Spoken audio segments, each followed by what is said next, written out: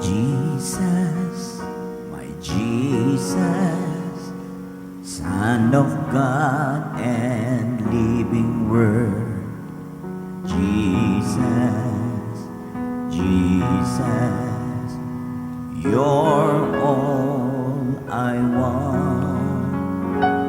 Wonderful Counselor, mighty God and Prince of Peace. Jesus, Jesus, you're all I want. Worthy, you're worthy, you are so worthy.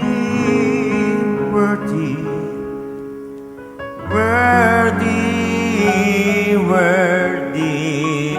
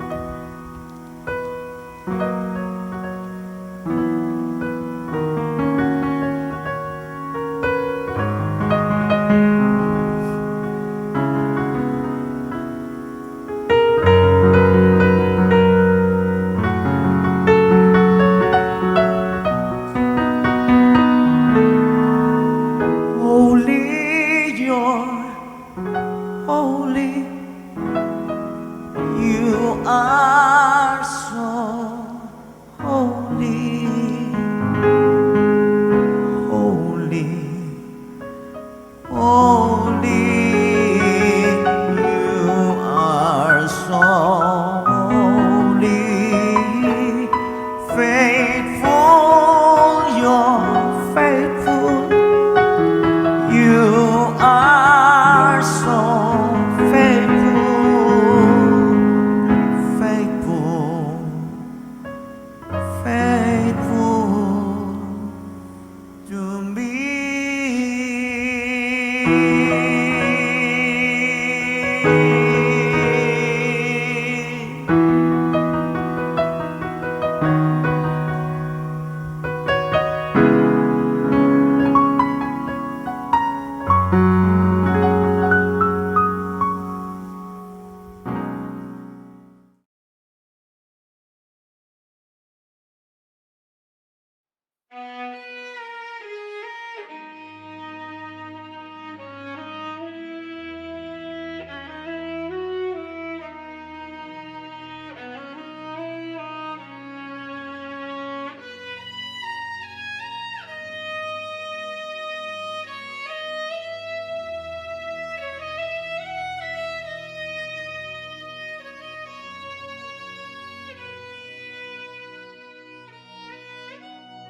The Lord bless you and keep you. make his face shine upon you. And be gracious to you. The Lord turn his Face toward you and give you peace.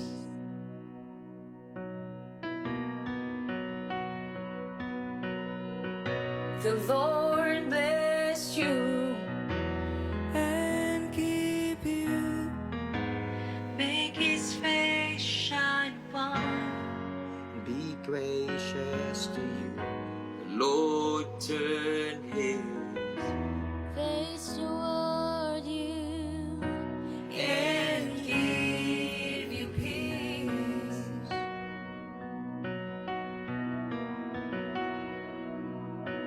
Amen.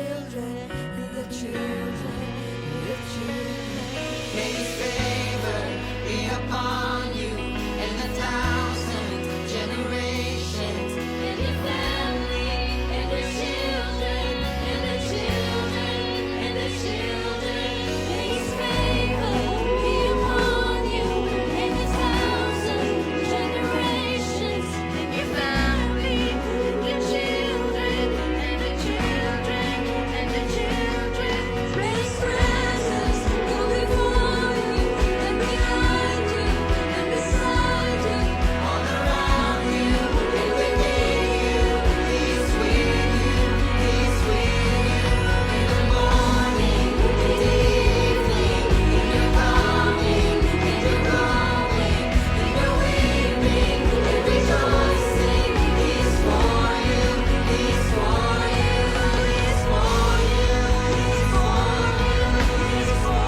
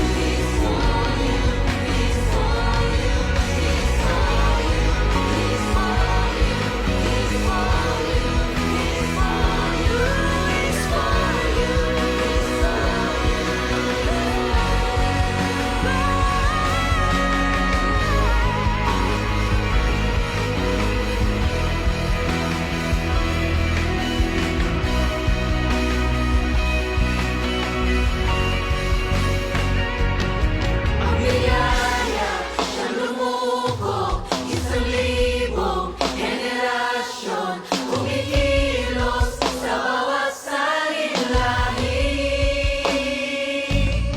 Ang biyaya siyang lumukok, isang libong henerasyon, kumikilos sa bawat salinlahi. Ang biyaya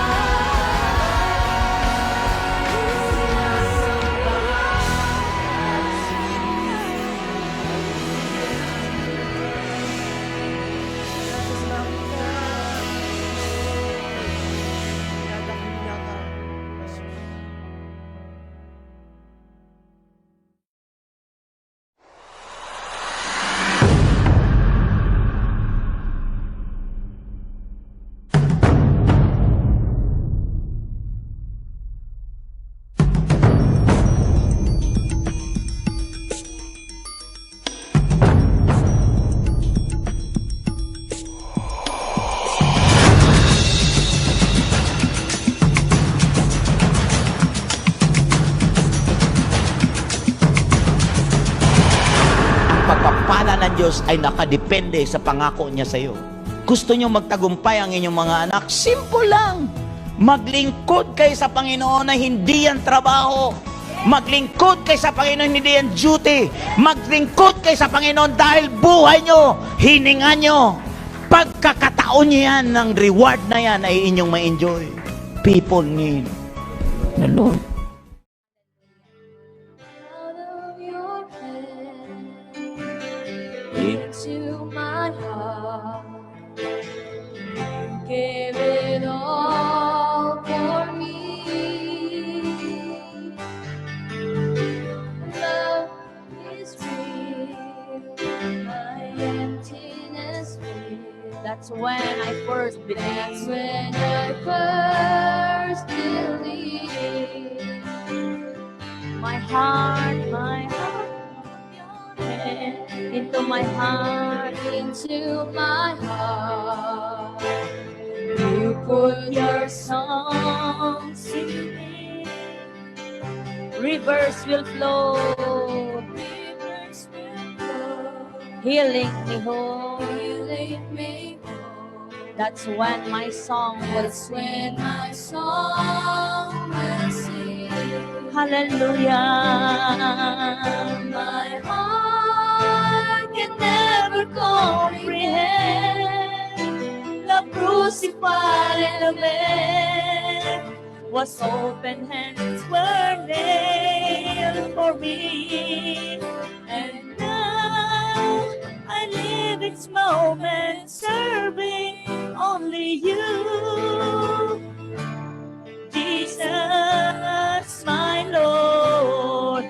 Out of my hand, out of my hand, back to your heart, back to your heart. I give my all to thee. I give my all to thee. Words aren't enough. Words are enough for me to stop. For me to stop. To say what you want me to be. You meant to be. My heart can never comprehend the crucified man. What's open hands were nailed for me.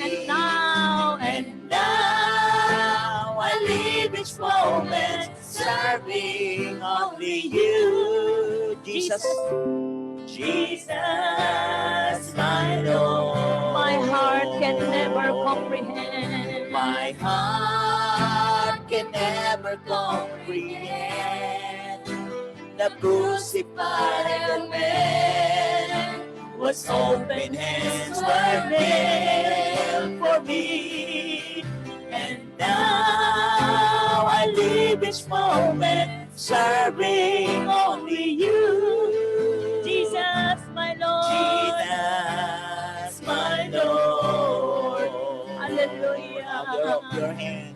Out of your hands. Into my heart.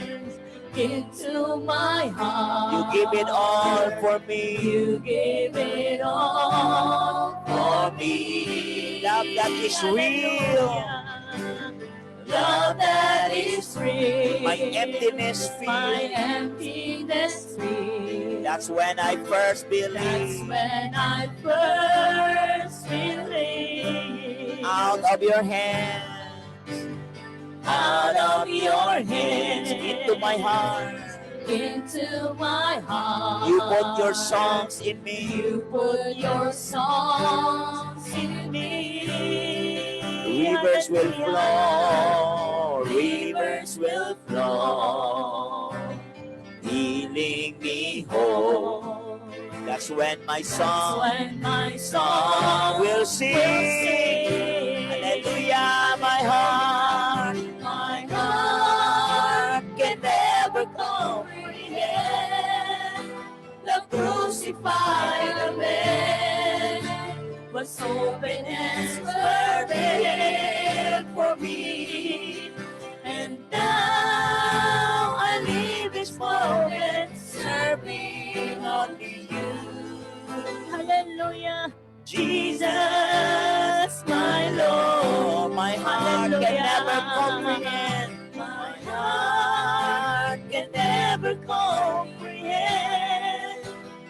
crucified the man, was open hands were made for me.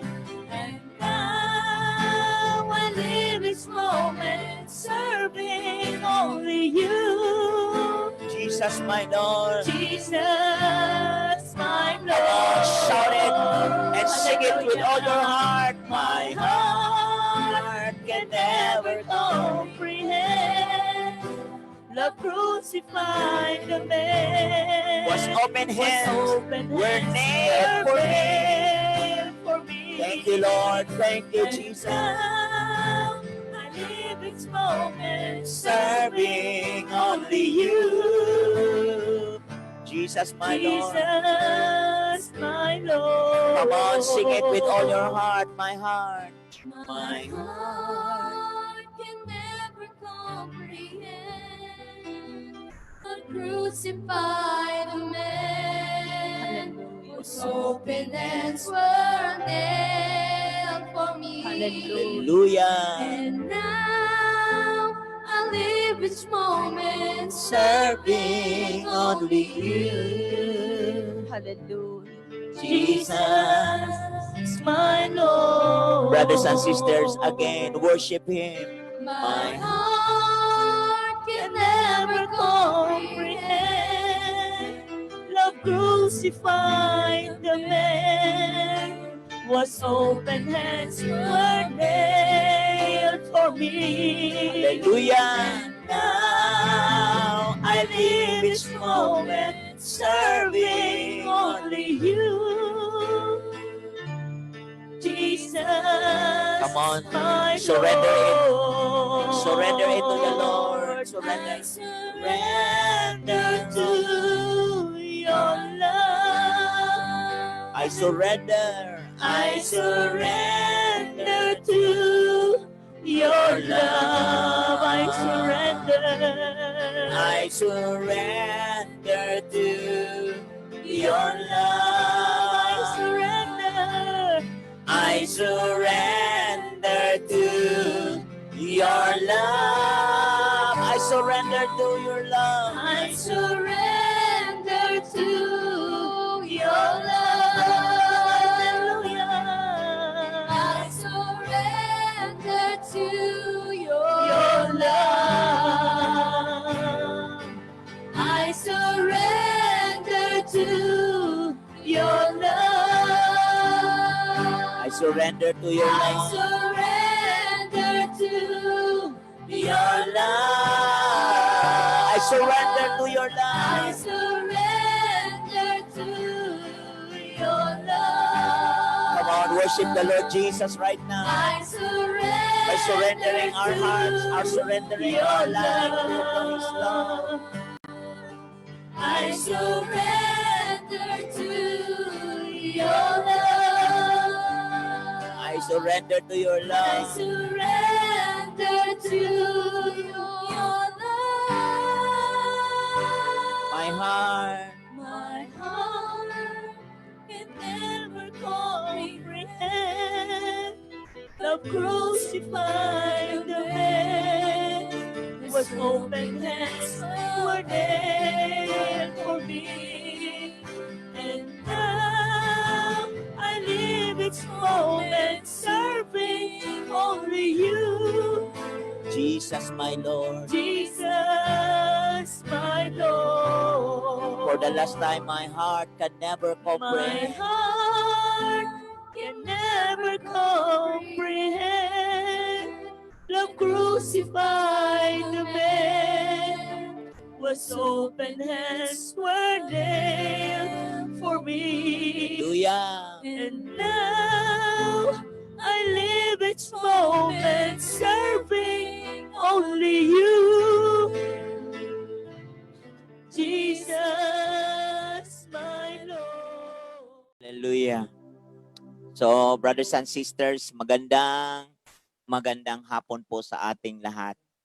At alam niyo po, napakaganda na maintindihan natin ang mga pangarap ng Diyos.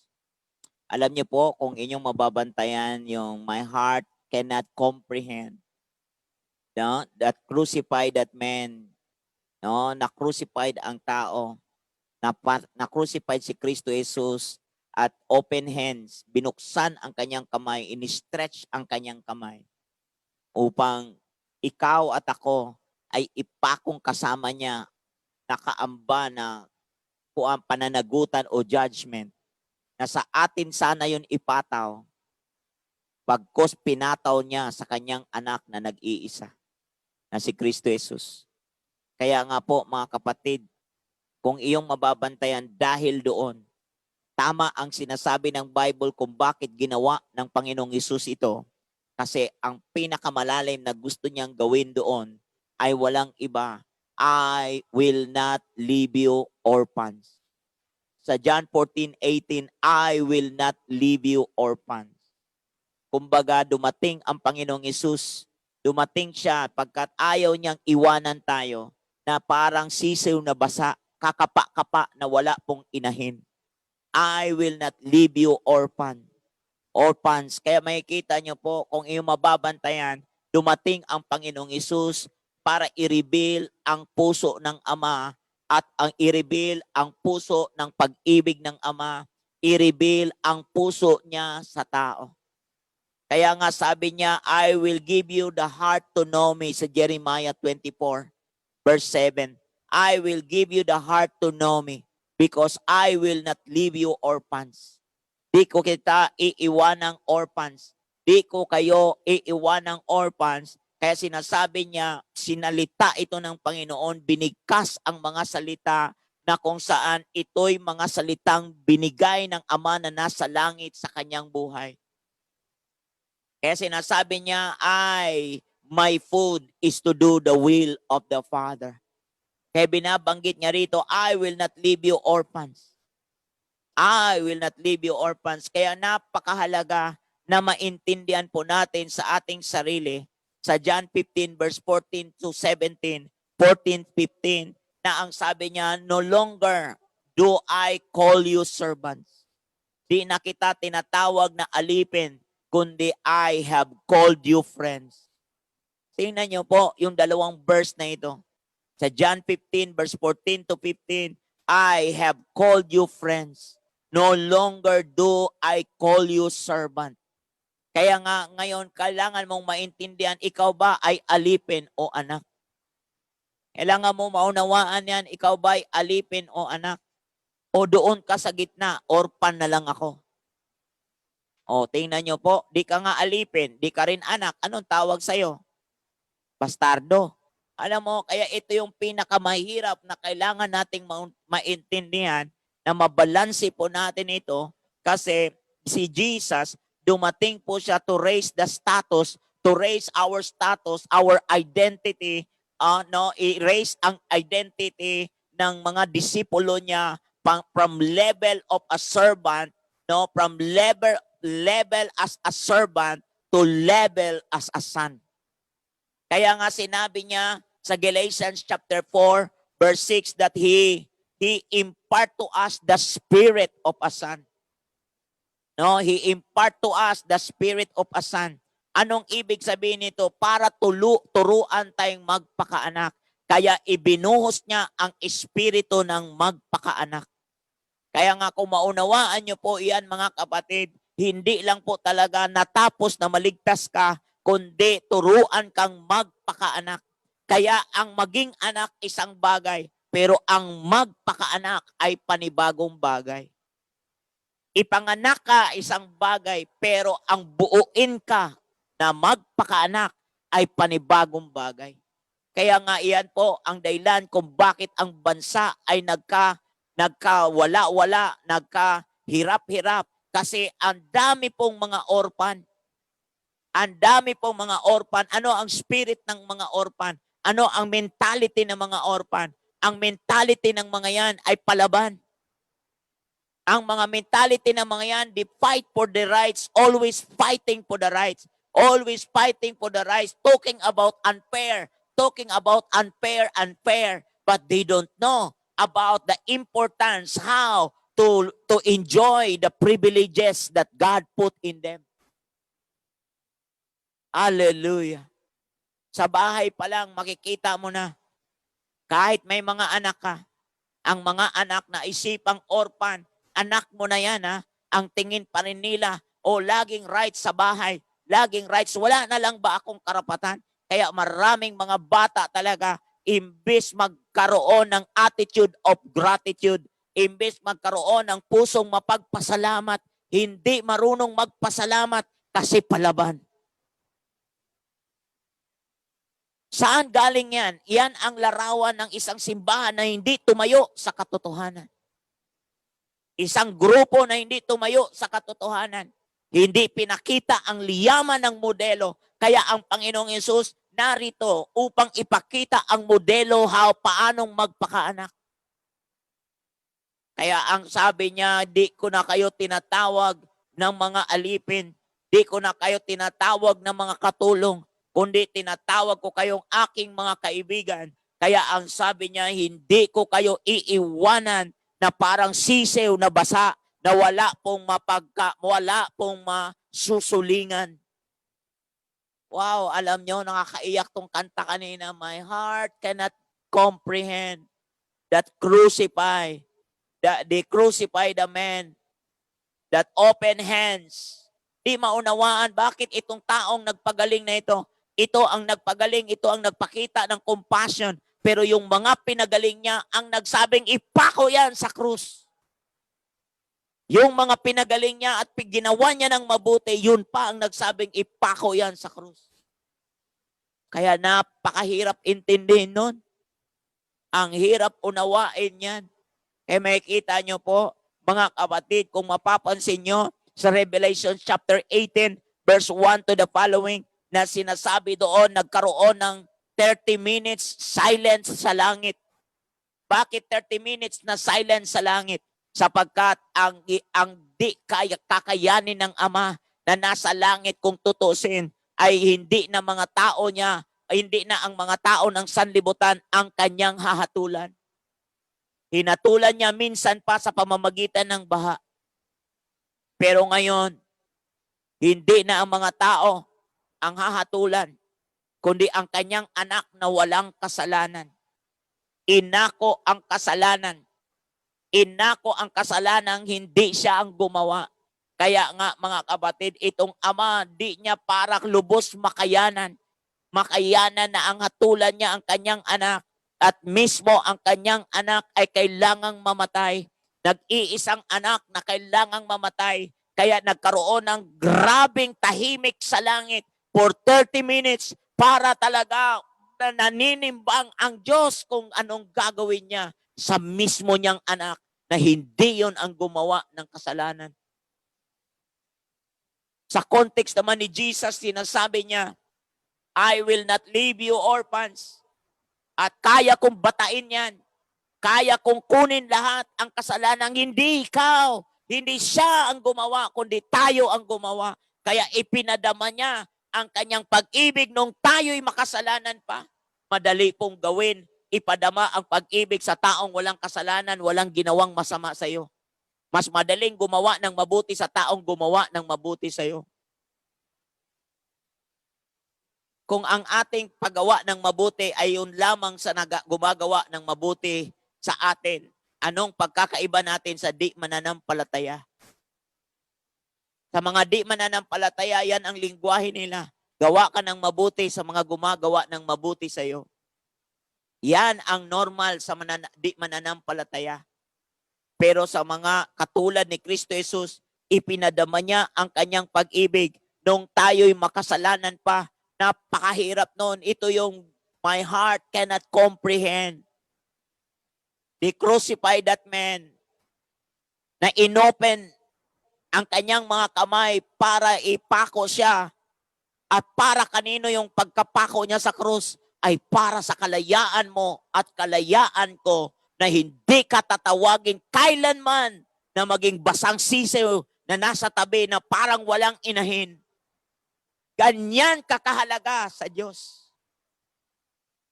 Ganyan kakaimportante sa Diyos. Mga kapatid, ang tawag sa atin dahil sa kasalanan na yon, tayo po ay tinawag na orphan as the Bible said. na kung saan noon wala tayong ama. Once without a father. Tayo ay mga nagkanya-kanya ng lakad. Tayo ay nagkanya-kanya, kaya kagahapon, ang mga salita niya kailangan nating bantayan. Ang mga salita niya kailangan nating itratong napakataas na halaga sa atin. Kaya dito makikita niyo po, tayo ay minsan noon nasabi ng Diyos, kayo ay mga taong wala pong lugar, walang bayan, bayang wala pong mga identity, bayang nagkanya-kanya ng landas, bayang walang magulang. Bakit? Kasi ating mga magulang, mga ninuno ay nagkanya-kanya ng lakad, nagkasala, wala pong masulingan, talaga naman at ipinataw ang consequence ng kanilang pagsuway. At dahil yan, ang mga anak ay natamaan dahil walang masulingan. Now ngayon, dumating si Jesus.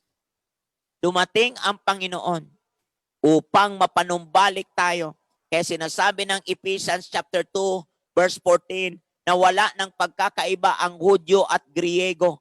At dahil dyan, mga kapatid, tayong mga hintil at mga mananampalataya at di mananampalataya ay wala ng pagkakaiba dahil kay Kristo Jesus at sa pamamagitan ng kanyang katawan ay muli tayong na-i-restore, na ibalik. Yung dating nasa malayo ay nailapit sa ating Ama na nasa langit. Dahil ba sa religion yon? Hindi. Dahil yon sa grupo? Hindi rin. Dahil yon sa mabait ka? Hindi rin. Dahil sa iyong mga ginawang maganda? Hindi rin. Dahil kung ikaw gumawa ng maganda kaya ka nailapit sa Diyos, nasaan ang kahalagahan ng ginawa ni Kristo Jesus sa krus sa Kalbaryo mo? Kaya nagiging self-righteous ang tao. Dahil po sa ginawa ni Kristo Jesus, tayo po ay nakapanumbalik sa Diyos. Tayo po'y walang magulang. Tayo po'y nagkanya-kanya ng landas. At Psalms 51 na ang sabi doon, mula sa bahay bata ng nanay natin, tayo po ay makasalanan na. Mula pa lang sa bahay bata, di ka pa gumawa ng masama, masama ka na. Isaiah 48 verse 8, di ka pa nagrebelde. Sa tiyan ng nanay mo, rebelde ka na. Kaya makikita nyo po, yan ang totoo nating status. Yan ang ating kalagayan. Nang dumating si Kristo Jesus, kaya tinawag tayo, hindi na kayo alipin ng kasalanan. Hindi na kayo alipin ng kasalanan. Hindi na kayo kaaway ng Diyos. At ngayon, dahil sa aking ginawa, kayo ngayon na ipanumbalik sa Diyos at tinawag na kaibigan ng Diyos. Yan po yan, kaibigan. Ano pa ang kasunod? Hindi ka iwanan na orphan kasi gagawin niya, binigay niya ang kanyang espiritu bilang anak upang tayo ay matutong magpakaanak, mga kapatid. Kaya nga, hindi ka na tinawag, hindi lang kaibigan, ay ngayon anak ka ng Diyos. Dahil kay Kristo Jesus. Oh, wow, hallelujah. Thank you, Lord. Thank you, Jesus. Thank you, oh God, Holy Spirit. Oh, thank you, oh God, Holy Spirit. Kaya nga makikita nyo po kung gaano kabukas ang Holy Spirit sa atin ngayon dahil binuksan niya ni Kristo Jesus. Dahil binuksan niya ng Panginoong Jesus. Kaya nga, ang Israelita noon, sabi ng Exodus chapter 4, verse 22, alam nyo po, di ba, sabi nga, si Israel is my first son, even my firstborn. Pero ano ang kalagayan ng mga anak ni Israel? Sila po ay naalipin saan? Sa Egypt. Ito ang mga anak na nasa ilalim ng alipin. Israel was in the bondage. Israel was in bondage in Egypt. At talagang inalipin talaga. Bakit, kapatid? Dahil sa sunod-sunod na pagsuway. Kaya nga po, malupit yung mga taskmaster, mga tagapamahala ni King Pero at ang tagapamahala noon ay talaga namang ay galit na galit sa kanila sa Exodus chapter 1 verse 11 to 14. At dahil diyan itong mga Israelita na to were slave, victim nako, hurt, rejected, and abused. Mga kapatid, sila po ay meron tinatawag na biktimang thinking. Biktima na thinking na yan. Meron sila pong mentality na lagi lang silang biktima. Laging biktima. Saan po nang galing yan? Mayroon silang tinatawag na blaming spirit. Meron sila, they blame also each others. Dahil niyo po, that is what happening in the world right now. In this world right now, puro sisihan. Wala nang tama. Sila na ang masama. Kaya lahat may tama. Bakit nagkaganon? Kasi yung way of thinking natin, an interpretation ng buhay dahil sa yan doon sa mga unsettled issues, dahil doon sa mga offenses, dahil sa mga pain, dahil sa mga heart beliefs, yung mga belief natin sa puso natin ay mali. Di natin nakilala si Kristo Jesus. Alam lang natin siya sa history. Pero hindi natin siya naranasan personally. Oo, may kwentong Jesus meron. Alam lang natin siya noon. Sa ating isip, may kwento, ipinanganak sa sabsaban, pero ang totoo, naranasan mo ba siya? Naranasan mo ba ang kanyang kapangyarihan? Wala, natenga lang tayo lahat doon sa isang sulok ng isang grupo. Natenga tayo lahat doon at dumanda na lang tayo na wala man lamang tayong encounter na genuine kay Kristo Jesus sa ating buhay. Kaya may iba namatay na lang na hindi man lamang naranasan. Di ko lang alam. Kasi at the end of the day, Diyos pa rin naman ang nagkwa-qualified. Pero dahil ba dyan, Diyos pa rin ang nagkwa-qualified? Di naman tayo ang tunood ng final judge doon. Pero di ba natin aalamin yan? Sabi ng Haggai chapter 3:3, Haggai chapter 3 verse 7, na hindi gagawa ang Diyos ng anuman na hindi niya ipapaalam sa tao. Ngayon, kung sasabihin mo, di ko alam, ang tanong ko sa iyo, ba't di mo inalam? Ba't di mo inalam? Alam nyo, nasa iyo lahat ang choices. Nasa Deuteronomy 30 verse 19. Nasa sayo ang choices. Nilalatag sayo ng Ama kung ano ang masama, kung ano ang mabuti, kung ano ang pagpapala, ano ang sumpa. Sabi ni Moses, kung ako'y kayo, piliin nyo ang mabuti. Kung ako'y kayo, piliin nyo ang pagpapala. Kung ako'y kayo, piliin nyo ang buhay. Kaya nasa sayong kamay. Kaya huwag kang manduro. Bakit ka nagkaganyan? Kaya nga mga kapatid, kaya sabi ni Jesus, nangako siya, hindi kanya iiwanan na orphan. Sa context ng Diyos yun. Sa context ng Panginoon, alok ng Diyos yun. Ang tanong, pinili mo ba? Hindi kanya iniiwanan na orphan, pero kailangan mong mag-participate. Kailangan mong magsabi sa sarili, Lord, I want to live my life to you. I want to surrender my life to you. Pero sinuko mo ba? Kaya hanggang ngayon, nagkaganyan ka. Minsan, sinisisi mo pa ang Diyos. Ba't ka nagkaganyan? Sinisisi mo pa ang Diyos. Yan yung victim thinking. Yan yung biktimang thinking. Na kung saan yung orphan spirit na yan, na parang a person na lagi kang inaabuso sa buhay, na walang nagmamahal sa akin, walang nagpahalaga sa akin, walang nag-comfort sa akin, walang nag-protect sa akin, walang nagdisiplina sa iyo. Kaya yung orphan spirit, cannot be cast out. Because why? Bakit hindi at alis-alis yan? Because it consists of ungodly beliefs. Dahil sa wala po yung panalig sa Diyos. Ako din naman naging orphan na. Imagine mo, iwanan ka ng nanay mo, tatay mo ng 9 years old. Grabe yun. Ang hirap po talaga. Tanong ko nga noon, bakit pa ako nabuhay? Wala talaga. Talagang grabe yung yung thinking mo. Edad na 9 years old, kailangan mong pigain ang sarili mo. Pigaing unawain. Di talaga, kapos talagang unawain. Ang hirap talaga, mga kapatid. Grabe. Kaya makikita nyo po, na-develop sa akin over a lifetime na naging part ng buhay ko, yung talagang thinking na ganyan, na displease ko ang aking sarili, na parang ako'y wala hungkag, walang masulingan, hindi na makakabangon-bangon. Na-experience ko ba ang pag-ibig ng isang ama? Wala po. Kaya nga po, mga kapatid, ang Panginoong Yesus ay naparito. Naparito siya. Maaaring yung biological father mo, nagpakaama sa'yo, pero hindi mo maramdaman ang pagpapakaama sa'yo. Ang tingin mo, pinabayaan ka pa rin. Kasi alam mo kung bakit ganyan. Kasi ang totoo, di mo talaga naranasan ang spirito ng Panginoong Yesus paanong magpakaanak. Alam mo, kapag naranasan mo ang spirito ng Panginoong Yesus paanong magpakaanak, believe me, kaya mo ring magpakaanak sa tatay mo, sa biological. Kasi it all start in the spirit. Because all truth is parallel. What happens to your spirit, that is also direct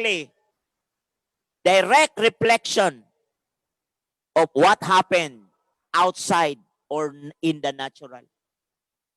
Lagi yan nag-uumpisa doon sa loob. It all start from within.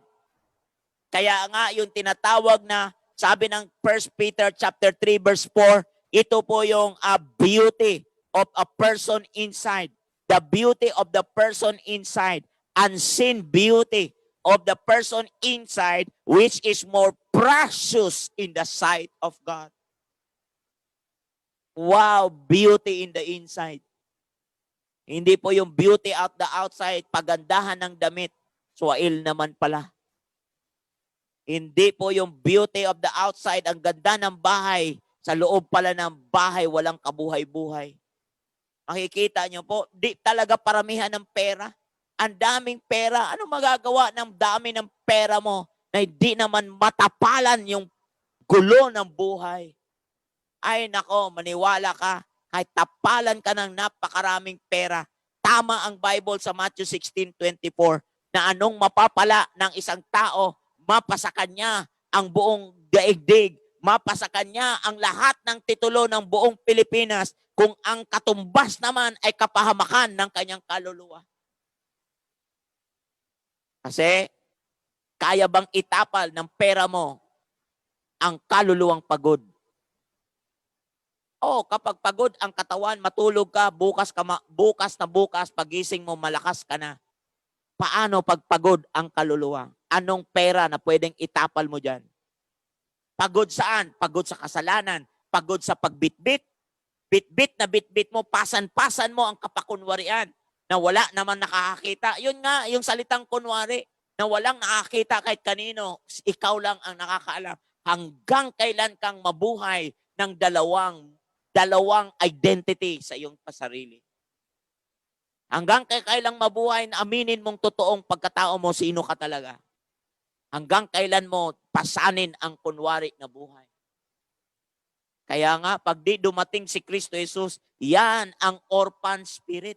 Yan ang orphan spirit, mga kapatid. Kaya nga, ang Panginoong Jesus ay nagsasabi sa John 14:16-18, na ang sabi doon, no, I will not leave you orphans. I will come to you. Jesus, alam nyo po, Jesus, na I will come to you. Kaya nga si Jesus namatay sa krus sa Kalbaryo para i-redeem ang human world. I-redeem tayo, mga kapatid, para ilipat tayo mula alipin patungo sa pagkaanak. Woo! Hallelujah! Mula pagkaalipin patungo sa pagkaanak. Ano ang meaning ng orphan? Alam mo ang meaning ng orphan? Without a father to comfort. Walang ama na masulingan, walang ama na masandalan, walang ama na Alam niyo po ba, kapag may worry, may tanong, wala kang alam kung anong sagot? Yan ang orphan. Pero ang Panginoong Yesus, alam niyo po ba ang sinabi niya? Di niya iiwan tayong orphan. Kaya si Jesus nangako na ipadala sa atin ang Holy Spirit. Kaya nga po, mga kapatid, ang Romans 8:14 to 17, ang Spirit ang nagpapatotoo within our spirit, with our spirit. Ang Espiritu ng Diyos ay nagpapatotoo na sa ating espiritu na tayo nga ay mga anak ng Diyos. Na tayo nga ay mga anak ng Diyos. Ang Espiritu ng Diyos ay nagpapatotoo sa ating espiritu na tayo nga ay mga anak ng Diyos. Hindi po ang grupo ang nagsasabi niyan na ikaw anak ng Diyos. Hindi po seremonya na ang nagsabi niyan ikaw anak ng Diyos. Ang nagsasabing anak ka ng Diyos dahil nung maniwala ka, nang sumuko ka kay Kristo Jesus, ang buhay mo nang sinuko mo sa Kanya, right away, ngayon din ang sabi niya, ang sino mang manalig sa akin, Romans 8:11, ay hindi kailanman mapapahiya. Pagko sabi ng verse 13, ay maliligtas. Sino mang tumawag sa pangalan ko, ay maliligtas, sabi ng Panginoong Hesus. Wow, hallelujah. At sabi niya, wala ka na sa ilalim ng kahatulan. Ikaw ay malaya na. Pinalaya ka saan? Pinalaya ka, freedom of spirit. Pinalaya ka sa kasalanan. Kaya the greatest healing is salvation from sin. Ang greatest healing is salvation from sin.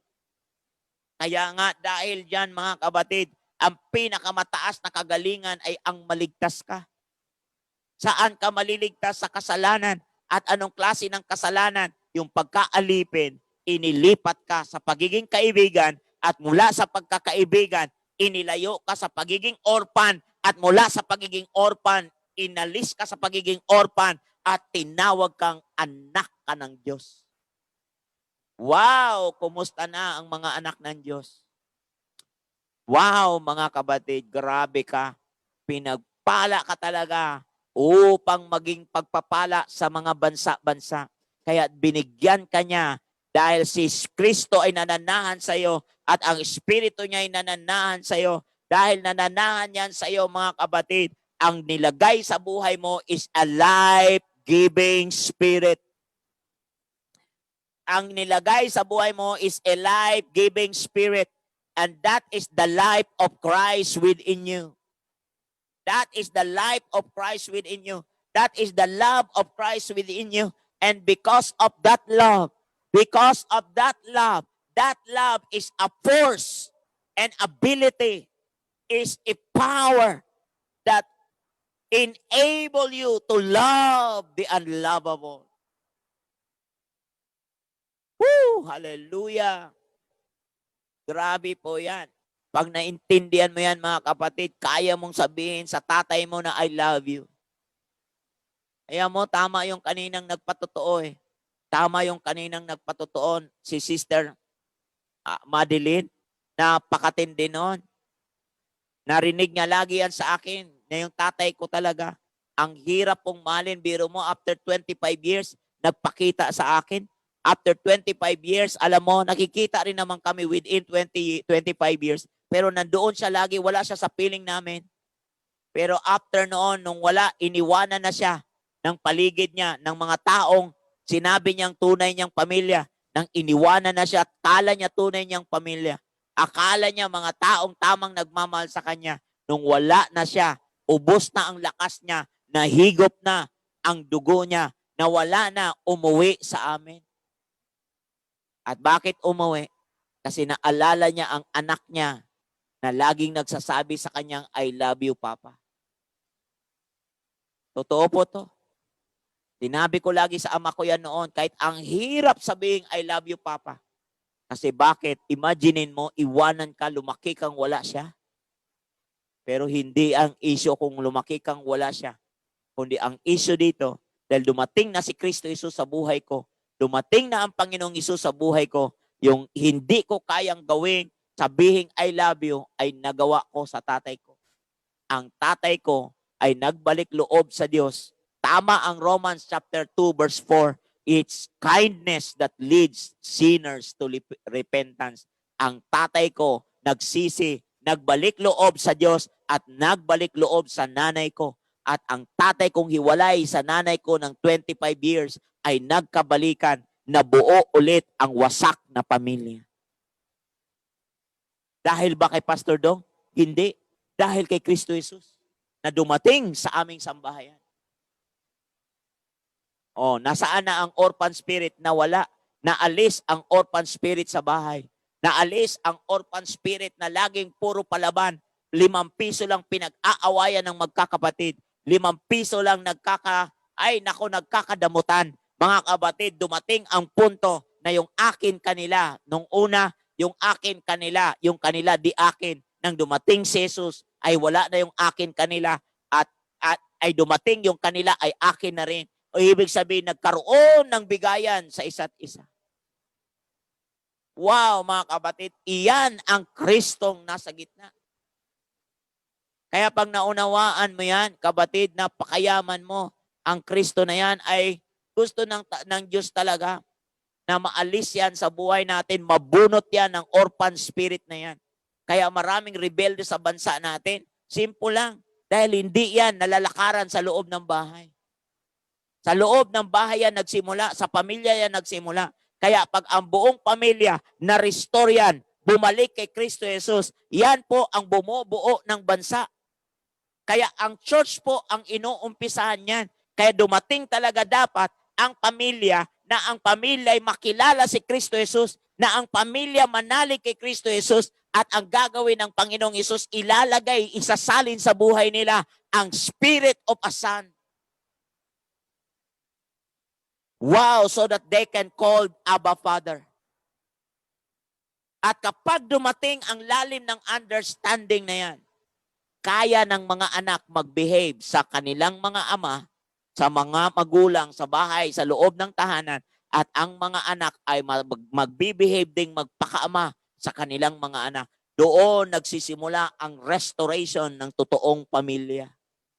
Alam mo po, di talaga paramihan ng pera sa bangko yan. Maniwala ka sa akin. Maniwala ka. Kasi alam mo, hindi pera ang solusyon namin noon. Kasi mahirap kami, di ba? Nandoon ako sa Luneta, di ba? Ang hirap-hirap namin, hindi po nasolusyonan niya ng pera. Kahit may pera pa, di po nasolusyonan ng pera. Ang nakapagbigay ng kalunasan ng aming magulong pamilya ay walang iba kundi dumating si Kristo Jesus sa buhay namin. Hindi dahil dumating ang GCC, Glory Christian Center, grupo lang yan eh. Hindi po. Ang dumating po talaga ang persona. Nagkaroon kami ng relationship sa Panginoon.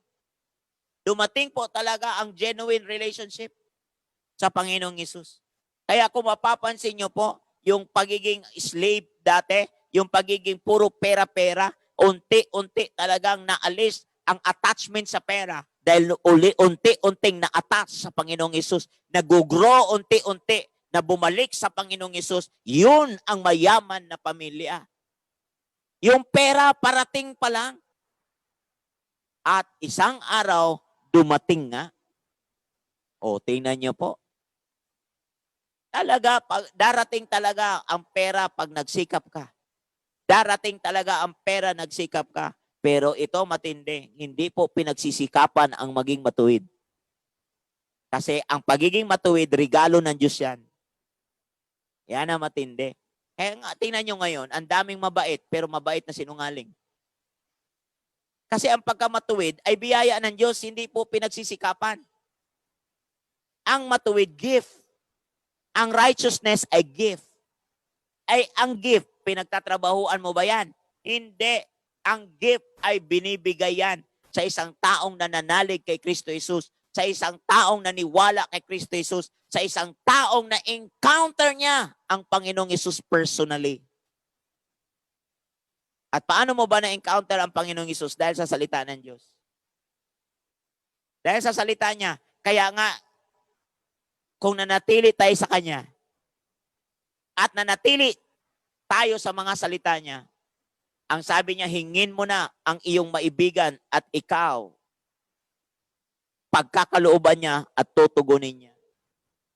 Kaya nga mga kapatid, meron pong tinatawag na pagpapala talaga sa buhay ng tao. Now, ang gusto kong itanong, saan ba nagsimula ang salitang orphan spirit? Saan ba nagsimula yan? Alam mo kung saan nagsimula yan? Nasa Isaiah 14 verse 12. Ang sabi niya, dahil nagsimula yan, verse 12 to 15, nagsimula yan sa 5 I will. Sino ang nagsalita nun? Walang iba kundi si Lucifer. Sino si Lucifer? Si Lucifer ay isa sa pinagkatiwalaan sa 3 anghel. Sa 3 archangel, pinagkatiwalaan sa worship team ng Diyos. Siya ang pinagkatiwalaan. Biro mo, bawat galaw ni Lucifer, ang katumbas ay string ng gitara. Bawat kampas ni Lucifer, ang katumbas ay tunog ng symphony. Ganyan katindi ka-anointed ang tao. Ganyan ka-anointed ang anghel na yan. At dyan katindi, at nang siya ay talagang sumagana ang kanyang kalakal. Sumagana ang kanyang kasikatan. Sumagana ang lahat-lahat sa buhay niya. Doon nagsimula talagang naipanganak sa puso niya out of his own. Dumating out of his own yung kanyang volition na yon. Yung anghel na to ay nagrebelde laban sa Diyos. Kaya ang una pong rebellion, ang una pong EDSA ay hindi po sa EDSA 2 diyan. EDSA 1, di po, ang unang revolution ay sa langit po, mga kapatid. Nasa Revelation 12:7, nandoon ang unang rebellion. Bakit? Ang confession ni Lucifer ay I will. Yung I will na yan. I will be like the Most High. I will. Yung 5 I will. Isaiah 14, verse 12 to 15. I will be like the Most High. Common sense, hindi naman niya kahit kailan kayang maging katulad ng Diyos. Kahit kailan, alam ng anghel yan. Kahit kailan, at hindi rin sila na mga spirito, na mga spirit being, hindi rin sila nilikhang kawangis ng Diyos kahit kailan. At alam mo, ang I will na yan ay nagsimula sa kaibuturan ng kaloob-looban niya. At siya ay ibinagsak ng Diyos mula doon sa banal na mountain ng Diyos. Kasi dati, siya ay naninirahan sa garden ng Diyos. Sa presence ng Diyos, yung glory of God, the Father, at doon sa itaas na yon, he rejected the fatherhood. Ni-reject niya ang Ama sa langit. Ni-reject niya ang magpakaama sa Kanya. Ni-reject niya ang posisyon niya. At dahil sa rejection na yon, mga kapatid, ang totoo pa dyan, dahil pagkatapos niyang magrebelde, doon nilikha ng Diyos ang tao. At nang nilikha ng Diyos ang tao, hinabol niya ang tao sa garden. Hinabol niya ang tao sa garden. Kahit kailan di niya kayang maging katulad ng Diyos. At alam niyo po ba, kaya nga gusto niyang maging katulad ng tao. Yan po yan. At ano ang katulad ng tao? Kasi ang tao ay nilikha sa wangis ng imahe ng Diyos. Sa wangis ng Espiritu ng Diyos. At doon lang siya hanggang doon. Kaya mga kapatid, inabangan niya ang tao sa Garden of Eden. Kanyang tinukso, nagmala anghel ng liwanag siya doon. At si Adan naman pinatulan yon. O, tingnan niyo po. Si Adan naman pinatulan yon. Itong anghel na ito na nireject ng Diyos sa langit, inihulog mula sa langit, inihulog. Kita mo, inihulog. Kaya mag-ingat kayo sa salitang hulog ng langit. Iisa lang ang hinulog sa langit. Nung sinabi sa akin sa Bisaya, dahil ang daming na-bless sa akin doon, Na-bless sa akin talaga yung grasyang meron ako. Sabi nila sa akin, Pastor Dong, hulog ka ng langit. Ang sabi ko sa kanila, kaya pala nagkabali-bali ako ng ganito. Ang taas pala ng kinahulugan ko. Ang sabi ko naman sa kanila, please be careful, hindi yan ang meaning ng hulog ng langit ay biyaya. Ang hulog ng langit ay isang larawan ng sinumpa.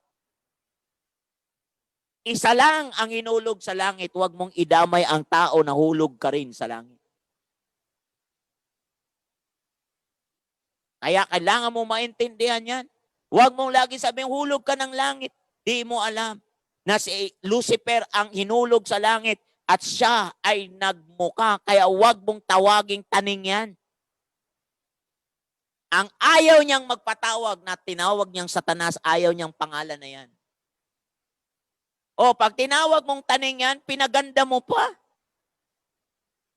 Antindi mo? Wala pong pangalan na taning, Satanas. Kaya ayaw niyang itawag ang pangalan na yan. Kaya mula Lucifer, tinawag siyang Satanas. Kasi siya ang anghel siya ang anghel na nagrebelde laban sa Diyos. At doon, mga kapatid, 1/3 na mga anghel ang kanyang na-impluensyahan. Tingnan niyo tong mga anghel na to. Nakakita na sa Diyos, nasumpungan na ang Panginoon, nakakita, kasama na ang Diyos, na natukso niya pa, napasama niya ang 1/3 na anghel sa langit, na-impluensya niya, na-contaminate niya ang 1/3 na anghel sa langit. Ikaw pa kaya na di mo nakita ang Diyos? Ikaw pa kaya? Kaya kapag ikaw lalamya-lamya, hindi ka nagbabantay sa salita ng Diyos, hindi ka nag-abide sa salita ng Diyos, mga kapatid, itong anghel na to ay natangay ang 1/3 na nakakakita na sa Diyos. Bakit ikaw nakakita na ba? Hindi pa, di ba? O, tingnan nyo po. At itong mga anghel na to at ang demonyong inilaglag na yan, na mga anghel na nilaglag na naging demonyo, naging spirit, demonic spirit, naging familiar spirit, na naghahari sa sanlibutan, na sumasanib sa buhay ng tao, na kung saan kapag wala si Kristo talaga, mga kapatid, accessory ka ng kaaway na maggamit ng demonyo sa buhay mo na yan. Kaya kapag wala si Kristo Jesus, paano madukot ang orphan spirit na yan? Ang orphan spirit ay galing yan sa anghel na naging demonyo. Kaya siya ang original na orphan. Siya ang source ng orphan spirit. Eh may kita nyo po, umalis siya, nireject niya ang kanyang ama. Nireject niya ang amang nasa langit. Nireject niya ang kanyang assignment. Nireject niya, ay mga kapatid, dahil sa salitang I will. Yang I-ism na yan. Yung me, mine, myself, and my own. Yan ang napakalingwahe ni Satanas, kapatid. Eh di ka, nagbabantay ka, yung sinasabing rights na yan, yan ang lingwahe ng demonyo, di mo alam. Kasi, di ka ready na mamatay sa sarili at mabuhay sa Diyos kaysa lagi kang nakikipaglaban sa rights mo, ay nako kapatid.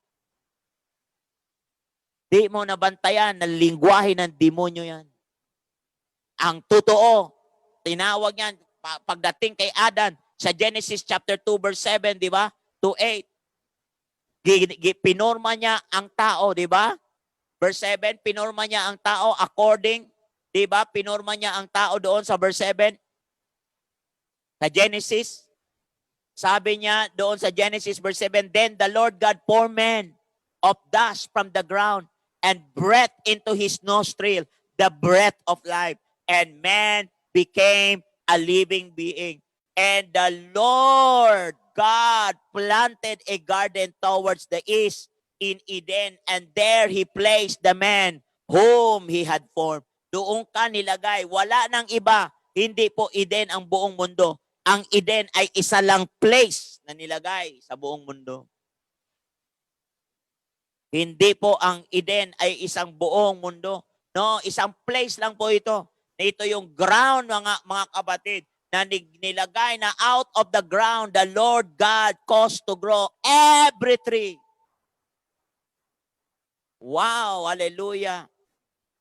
Kaya pag maunawaan natin yan, mga kapatid, kung iyong mapapansin, doon mapapansin nyo po sa verse 21, no? So the Lord God caused a deep sleep to fall upon the man, and he slept. Then he took one of his ribs and closed up the flesh at that place.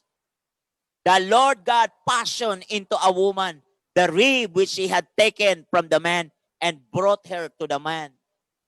Kaya nga mga kapatid, kaya sabi, bone of my bones, now bone of my bones, and flesh of my flesh. Yan yung kay Adan, yung babae na lumabas sa kanya. Bone of my bone. Yan po yung tao na nilikha ng Diyos. God breath, the breath of life doon sa nostril. Ito po yung ruwa. Ruwa, ibig sabihin, God kissed Adam. Yung pagkahinga ng Diyos, breath into Adam's nostril. Sa verse 7, ibig sabihin, hinalikan ng Diyos si Adan. O hindi po yan ginawa sa anghel. At inimpart sa kanya ang pagiging anak. Inimpart sa kanya ang buhay. At suddenly, si Adan ay nabuhay at became a living soul, a body. Kaya nga, yes, you are embodied. Yes, you are embodied. Yes, you are spirit being. Yet, you are embodied being. Clothed by the body. Kaya you are spirit being, mga kapatid. Kaya ang tao able to experience God. He became conscious, alive, nakatayo, tumayo. Ay yung memory niya and experience ang experiences started with God. Wow, hallelujah. Kaya yung isip niya, utak niya, yung capacity to think, yung image ng Diyos, yung reasoning power niya, mga kapatid, grabe. Kaya ang pinakamatalino sa lahat ng matalino, kung meron mang pinakamatalino, walang iba kundi si Adan. Di nakapantay si Solomon dyan. Kasi bakit? Si Adan, kahit kailan, di po nakaranas ng kasalanan nung una. Kaya siya ang unang matalino. Amen po ba? Siya ang unang matalino. At ang pinakamatalino sa lahat ng matalino ay wala ang iba kundi the last Adam, kundi si Jesus Christ. Siya ang lahat ng matalino. Kaya nga si Adam, naka-experience sa pag-ibig ng Diyos. Si Adam nabuksan ang kanyang mga mata, no? For the first time, nabuksan ang kanyang mga mata, na-experience niya, na-feel niya yung sensation na yon, yung naramdaman niya ang Diyos, na-experience niya ang Diyos. Mga kapatid, ito ang klaseng unang experience na gustong iparanas ng Diyos sa iyo dahil kay Kristo Jesus. Gusto niyang ibalik yan sa buhay mo. Wow, hallelujah. Gusto niyang ibalik yan. Mga kapatid, yan ang totoo. Kasi nawala tayo dahil sa imahen na kung saan nag-iba ang ating imahen. Kaya napalabas tayo sa Garden of Eden dahil pinatulan ni Eva at Adan. Isinuko ang sovereignty daon kay Satanas. Kusa niyang isinuko ang sovereignty kay Satanas. Kaya nga mga kapatid, ang eternal life nasa atin na yan noon. Nang nagkasala ang tao, nawala po yan. Naalis po yan dahil sa kasalanan. Kaya nga po inilagay ang tao sa lupa dahil ito ay orphan. Dahil ito ay naging katulad ng larawan ni Satanas. Hindi ka Satanas, larawan lang, spirito lang. Kaya nga mga kapatid, nang maputol tayo sa Panginoon, kaya nga makikita nyo po, tawag nila kay Adam, God called their name Adam. Kaya mapapansin nyo po, sila ay lumalakad ng iisang pag-ibig. Kaya nga this eternal life that they know the Father, yan po yung matindi sa John 17:3. They know the Father. Adam nakatuon sa pag-ibig ng Diyos. Wow. nang dumating ang temptation. Kaya nga makikita nyo po, yung daily intimacy nila, yung pagiging isa nila ng ama at ng ama sa kanilang dalawa, they are with them, oneness with each other, oneness with Father and with each other. Tingnan nyo po kung gaano katinding experience yan. No experiences of pain, no rejection, no sorrow. They live in the kingdom where there is love, peace, and joy. Kaya dumating ang temptation and fall. Dumating po yan sa Genesis 3 verse 6 to 10.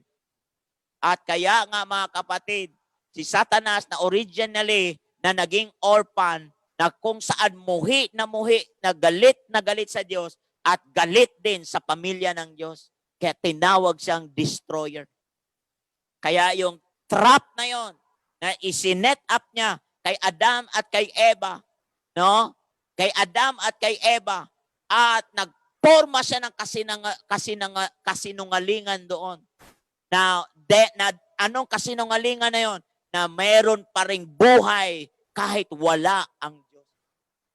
Ang totoo, mabubuhay ka kahit wala ang Diyos. Ang totoo, kahit kumain ka niyan, mabubuhay ka na wala ang Diyos. Ito po yung nagsimula na nang sumunod si Eva at Adan, kinain, pinatulan ang tukso na yon. Doon nagsimula na nawala ang damit ng glory ng Diyos. Nawala ang damit ng glory ng Diyos. Kaya nga po mga kapatid, dahil nawala po ito, naalis po ito, naputol po, namatay ang tao sa harapan ng Diyos. Ano po yung salitang namatay? Means napahiwalay. Napahiwalay. At di makakalapit ang tao sa Diyos. Kaya nga, dahil ang dahilan sa isang single disobedience na yon, kaya sila napalabas sa Garden of Eden dahil sa single obedience na yon, single disobedience na yon, minsan ang pagsuway. Kaya napalabas sila sa Garden of Eden dahil mga kapatid, ang Diyos ay banal at hindi pwedeng magsama ang banal at angal. O ganyan talaga tayo kahubad. Dahil ganyan tayo kahubad na hubad. Yung consequence na yan ay kung paanong si Satanas ay naging orphan. Hubad at walang masulingan. Hubad na nagsasarili na at orphan at ipinaglalaban lagi ang sarili sa Genesis 3:20 to 24. Ang consequence nito, makikita mo, God drove them out of the garden. Hallelujah. Kaya nga po mga kapatid, dahil pinalabas sila, walang sense of home or belonging, walang identity, walang salita ng affirmation, walang inheritance na gift, wala pong source of provision, walang discipline, wala lahat mga kapatid. Kasi bakit? Orphan nga eh. Kaya nga antindi po yung spirit ng orphan. Kaya sila ay napailalim sa world system, governed by the devil. Nasa ilalim ng world system, governed by the devil. At ang kanilang number one na laging spirito ay makipag-compete. Yan ang roots ng rejection kung bakit tayo merong competition. Na dati wala yung spirit of competition. Dati wala yung ugat na yan. Wala yung pinag-ugatan na yan. Dahil yan sa competition na yan, diyan nagsimula dahil sa orphan spirit palaban. Doon nagsimula ang kahihiyan, yung takot, bitterness. Doon nagsimula ang loneliness at we grow up in that kind of system. We grow up and we think that kind of system as normal and as a way of life. Sa Diyos, normal ba yon? Hindi. Sa Diyos, normal ba yon? Hindi, mga kapatid. Kaya ang ginawa ng Diyos, dahil alam ng Diyos na kahabag-habag ang tao, dahil alam ng Diyos na hindi kayang makalabas ang tao sa system na yan. Ang ginawa naman ng tao, para i-counterfeit yan, nagtayo ng religion, nagtayo ng education, nagtayo ng medical science, nagtayo ng technology, yan po ay walang masama. Pero ginawang counterfeit yan ng kaaway. Tumalino ang tao. Pagtalino ng tao, pasama naman ang pasama ang daigdig. Yan yung sabi ng Proverbs 14:12. There's a way that seems right unto a man, but the end thereof is death. Seems right unto a man. Ano po yung right unto a man? Ito po yung religion, tradition, ito po yung technology, ito po yung medical science, ito po yung talaga, lahat po ito'y mabuti. Pero bakit naging masamang kagamit-gamit sa tao? Kasi isinantabi ang the only way of our salvation. Isinantabi ang Panginoong Hesus na siyang sana na magdudukot sa spirito ng pagka-orphan natin. Wow, mayroon na nga lang nag-iisang nagtiyaga sa'yo, inaway mo pa. Yan ang matindi dyan. Dahil yung palaban ka, dahil ang iniisip mo, may kakumpetensya ka na naman sa member mo sa church, pinagbibintangan mo pa ang DLS, nakakumpetensya mo ako. Ay nako kapatid, di ko po tinayo ang DLS para maging kakumpetensya mo.